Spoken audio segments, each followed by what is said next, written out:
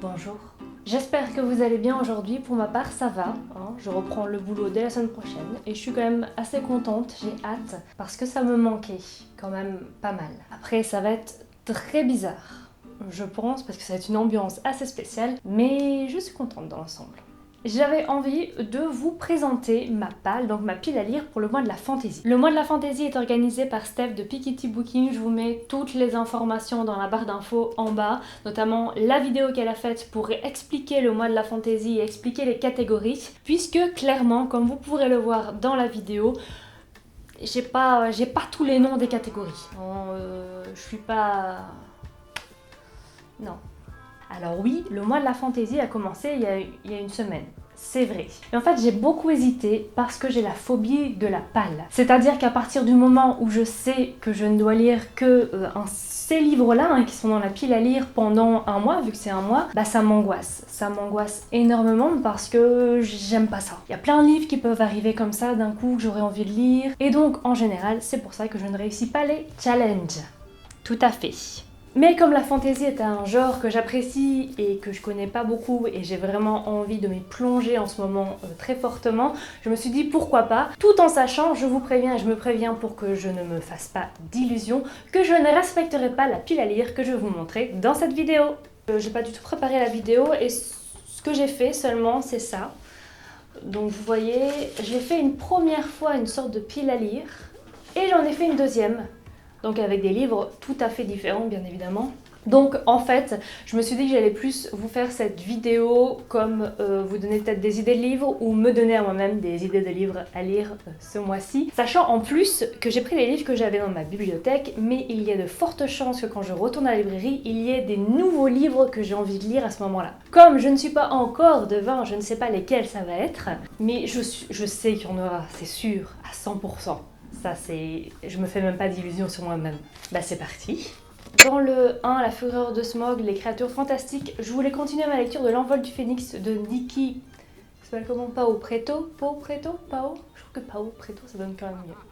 On va dire Nikki Pao Preto, aux éditions Lumen, le tome 1, Sœur de sang. J'ai déjà commencé comme vous pouvez voir. Je me suis arrêtée, je pense que je m'étais arrêtée quand j'avais commencé la lecture du Prieuré de l'Oranger, qui est en lecture commune, que j'ai fini, que j'ai pas mal apprécié. Alors c'est pas un énorme coup de cœur, mais je l'ai bien aimé, mais je l'ai arrêté parce que j'avais peur que ce soit deux livres un peu trop similaires, même si c'est pas forcément le cas en fait, mais j'avais peur à ce moment-là que ce soit deux livres trop similaires, que du coup je m'en mêle un peu les pinceaux, donc je l'ai mis en pause. Et d'ailleurs, vous pouvez mettre le Prieuré de l'Oranger de Samantha Shannon aux éditions de Saxus dans cette catégorie, ça fonctionne, ça passe. Pour ma lecture, comme je vous l'ai dit, j'ai apprécié, c'est pas un énorme coup de cœur. En fait, je trouve que c'est un très très bon roman de fantasy. Si on commence la fantaisie un peu plus adulte, ou en tout cas une fantaisie un peu plus poussée, c'est parfait si on débute dedans. Si on a déjà un peu l'habitude de la fantaisie, ça peut être un peu décevant. Numéro 2, Dame Arwen, une autrice, une héroïne. Qu'est-ce que j'ai mis là-dedans? Alors faut voir quel papier. Qu'est-ce que j'ai mis là? Ah, là j'ai mis OK. Ah, j'ai été intelligente. La première fois que j'ai fait ma page, j'ai été un peu plus intelligente puisque j'ai remis l'envol du phénix qui est ici. Comme ça, je faisais d'une pierre deux coups. C'est pas mal. La dernière fois que j'ai fait ma pile à lire, je me suis un peu challengée et j'ai mis The Wicked King, Holy Black. C'est le tome 2 d'une saga qui est absolument génialissime. J'ai adoré le 1, clairement. On se trouve avec 3 jeunes filles qui habitent d'abord dans notre monde et un jour, un homme arrive et il les emmène dans le monde des fées.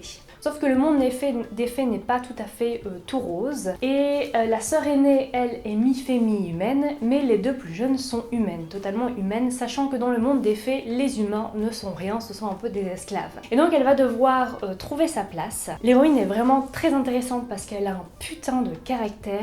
Et tout en sachant qu'elle est une humaine, donc elle a absolument aucun pouvoir dans un monde où tout le monde a des pouvoirs autour d'elle, elle arrive à prendre sur elle et... Enfin, c'est vraiment génial. Alors j'ai totalement adoré le 1 d'ailleurs, qui va sortir en septembre chez Rajo. Et là, le 2, donc il est toujours en anglais. Et à mon avis, c'est pour ça que je le tarde un peu, parce que il faut que je sois un peu plus concentrée pour lire l'anglais que lire le français, et la lecture va être peut-être un peu plus longue. Donc j'ai envie d'apprécier, donc c'est pour ça à mon avis que je tarde un peu pour celui-ci. Ensuite, c'est Tolkien, le roi de la fantaisie. C'est un livre incontournable, un auteur incontournable que je n'ai jamais lu et que je dois lire. Et dedans, j'ai mis Robin Hobb, l'assassin royal, le tome 1. Et en fait, j'ai fait le mois de la fantaisie l'année passée, je l'avais déjà mis. et je ne l'avais pas lu. C'est prometteur. Ouais. En plus, ce livre me tente vraiment, il n'y a que des avis positifs. Pour résumer, voilà, on va parler d'un assassin royal. Je me rends compte pourquoi je ne faisais plus de book haul ou de piles à lire ou de vidéos piles à lire ou de vidéos book haul, parce que pour moi c'est très très bizarre de vous montrer un livre, de vous dire ah je vais le lire, mais je ne sais pas du tout de quoi ça parle, parce qu'en général je ne lis jamais la 4e de couverture et j'arrive pas à parler d'un livre que j'ai pas lu. Aussi parfois au boulot je le fais, mais il faut pas le dire. Ouais, voilà. Un prince découvre qu'il a un fils illégitime, il va lui donner une éducation princière, sauf que très vite, son fils va découvrir qu'en fait, il va faire de lui un assassin royal. Voilà. 4e, c'est la communauté de l'anneau. Ce sont normalement des lectures communes proposées par Piketty Bookin, mais j'avais pas envie de lire forcément les lectures qu'elle propose, donc je suis partie sur le Brandon Sanderson, l'Empire Ultime, qui est ici dans ce bordel où j'ai mis tous mes livres, qui est en lecture commune avec Laura de Laura's Reading, le compte Instagram, avec Isabelle de la chaîne Isa Natural Tales et avec Amélie de la chaîne Amélie sur Booktube, et Laura a déjà fini. Il est là. Et moi j'en suis à la moitié. En ce moment je suis quand même à fond dans la lecture, notamment parce que j'ai récupéré de la concentration, ce que je n'avais pas eu pendant le confinement. J'avais très peu de concentration. Comme je vous l'ai expliqué dans une vidéo précédente, justement je vous donnais des techniques pour réussir à lire. Et là ça revient petit à petit, peut-être parce que je sais que je vais retrouver un rythme un peu plus régulier, peut-être pas normal mais un peu plus régulier. Le 5, c'est Peter Jackson, un roman adapté. Et j'ai choisi L'Écuyer du Roi de Tonke Dracht. Je pense m'emballer un peu sur la prononciation du nom. Dans cette catégorie, on doit choisir un livre qui a été adapté en série, et justement L'Écuyer du Roi est un livre qui a été adapté en série sur Netflix récemment. Et clairement, en fait, quand j'ai vu le SP à la librairie la première fois, je me suis dit je ne vais pas prendre ce truc parce que je déteste. Je déteste déjà quand il y a la couverture qui correspond à la série. Je trouve ça dégueulasse, disons-le. Et puis en plus je ne savais pas si c'était d'abord un livre ou si c'était un livre tiré de la série, ce qu'ils font souvent, ce qui m'agace au plus haut point. Et là en fait donc c'est bien un roman, et la série est bien tirée de ce roman-là. Et j'avoue que c'est pas forcément ce qui m'a convaincu, c'est les conditions dans lesquelles l'autrice a écrit ce livre. Puisque l'autrice, qui est néerlandaise, a été emprisonnée dans des camps japonais pendant la Seconde Guerre mondiale, et c'est quand elle était enfermée qu'elle a écrit ses premiers livres, d'abord sur des bouts de papier qu'elle trouvait, les premières idées. Et dans la lettre, puisqu'on reçoit une lettre en général quand on reçoit un SP qui explique un peu le livre de manière générale, ça dépend quel livre c'est. Il était écrit, si je me souviens bien, que justement ce livre est un des livres qu'elle a écrit quand elle était dans les camps japonais. Alors évidemment elle n'a pas vraiment écrit le livre, c'était plus des idées sur des bouts de papier. Et en fait, clairement, c'est ce qui m'a convaincue de lire ce livre, enfin de prendre le SP, parce que je l'ai pas lu en fait pour l'instant. 6, du Hobbit au Seigneur des Anneaux, c'est un livre qui fait partie d'une saga. Pour celui-ci, j'ai mis Le Royaume de Pierre d'Angle, L'Art du Naufrage de Pascal Kivivier. C'est un peu spécial pour celui-ci parce que je l'ai déjà lu, mais je l'ai lu en fait pendant le mois de la fantaisie déjà, donc il rentre dans le mois de la fantaisie. C'est un peu spécial avec ce livre parce qu'au début, clairement, on se dit ouais c'est clair que c'est un monde inventé, puisque voilà, la géographie est inventée, tout est inventé, mais il n'y a rien de fantaisie comme on l'entend d'habitude, puisque en fait on a plus l'impression qu'on est au XVIIIe siècle dans un monde différent. Et clairement on doit attendre plus du milieu du livre, voire la fin du livre, pour comprendre un peu ce côté un peu plus fantasy. Mais je trouve qu'il est absolument génial. Par contre, si vous n'aimez pas les livres très lents où on prend vraiment le temps d'installer les personnages, l'univers et tout ça, c'est peut-être pas pour vous. Moi j'adore ça, j'adore quand on prend le temps.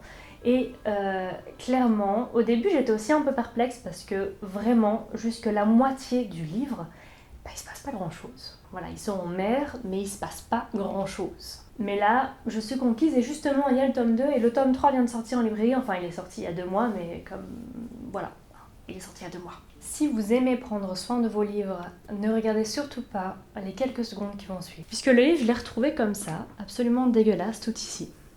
J'essaie encore de comprendre ce qui a pu se passer, mais je ne comprends pas. Dans la catégorie 7, c'est un livre qui fait peur, mais je n'ai pas le nom de la catégorie puisque ce soit dans ma première liste pour ma palle ou la deuxième, c'est le moment où j'ai arrêté de noter les noms des catégories. Il y a quand même une constante, c'est-à-dire que c'est le moment où j'en ai marre. Alors, ce que j'ai retenu par contre, c'est qu'il peut faire peur à plusieurs niveaux, notamment juste parce que il est très gros et il fait peur. C'est le cas de celui-ci, Le Fléau des Rois chez Brajlon de Jenn Lyons, on va dire ça comme ça.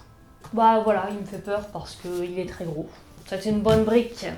Et il me semble que là on n'est plus dans la fantaisie jeunesse, mais on est vraiment dans la fantaisie un peu plus dure, un peu plus dark. Hein. Et donc ça me fait peur.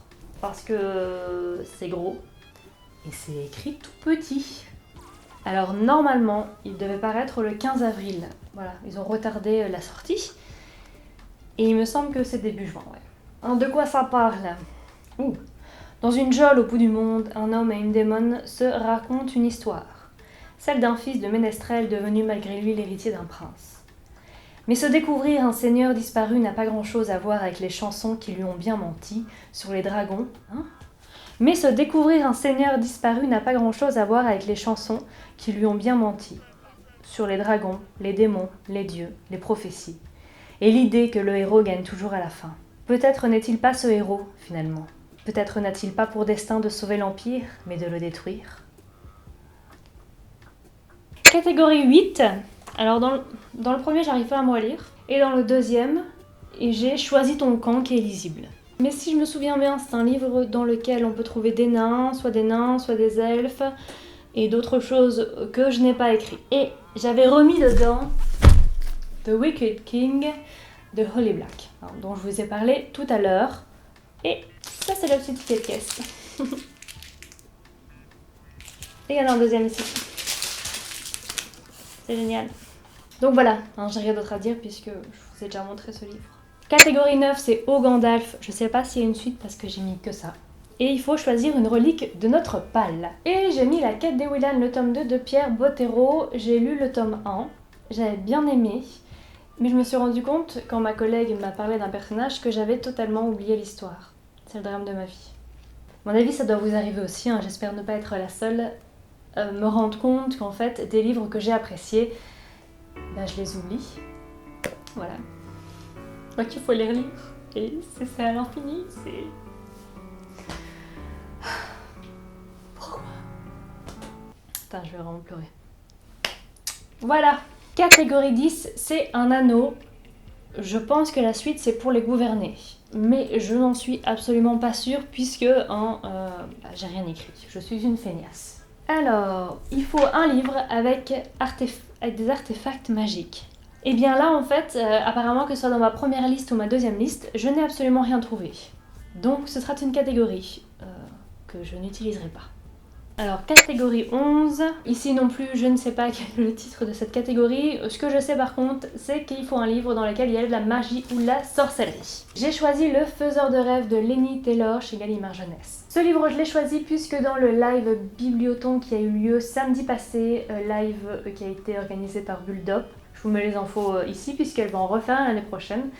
Eh bien, il y a une capsule vidéo de quelqu'un qui disait qu'il adorait ce livre. Malheureusement, je n'ai plus le nom de la personne. Je pourrais peut-être regarder le live en replay pour retrouver, mais n'oubliez pas que je suis une feignasse. Parlons plutôt un peu de ce livre. Eh bien, clairement, je ne sais pas de quoi ça parle. Juste été convaincue par la personne qui a dit que c'était un livre qui l'avait énormément marqué, un des plus marquants des livres limite qu'il avait lus les derniers mois. Donc, je me suis laissée convaincre. C'est clair qu'il n'en faut pas beaucoup pour me convaincre. D'ailleurs, je pense que mes parents ont dû beaucoup me surveiller quand j'étais petite à ce sujet-là. J'ai les meilleurs bonbons. Viens voir dans ma camionnette. Ok, j'arrive. Catégorie 12, c'est le chant de Pipin. Donc ils font un livre qui a un rapport avec le chant et là je sèche totalement, je ne sais pas du tout ce que je pourrais mettre dedans. Donc c'est une catégorie que je vais pas utiliser, même si je trouve que c'est une catégorie vraiment hyper intéressante. Pour l'instant j'ai pas du tout d'idée, peut-être que ça va venir par la suite, si jamais vous en avez pour moi. Sachant que ne m'en veuillez pas si je ne lis pas ce livre, c'est juste que voilà, je me suis dispersée comme d'habitude. Cette vidéo est maintenant terminée, j'espère qu'elle vous aura plu. Si c'est le cas, n'hésitez pas à la liker. N'hésitez pas à me dire en commentaire aussi si vous participez au mois de la fantasy, quels sont vos livres, si on en a en commun, si vous connaissez les livres que je voudrais lire, si vous avez des recommandations, puisque de toute façon, ma pile à lire n'est pas du tout fixe. Voilà, ne vous gênez pas, surtout pas. Je vous laisse ici, je vous souhaite une excellente soirée, un excellent week-end, et je vous dis à la prochaine. Allez, salut!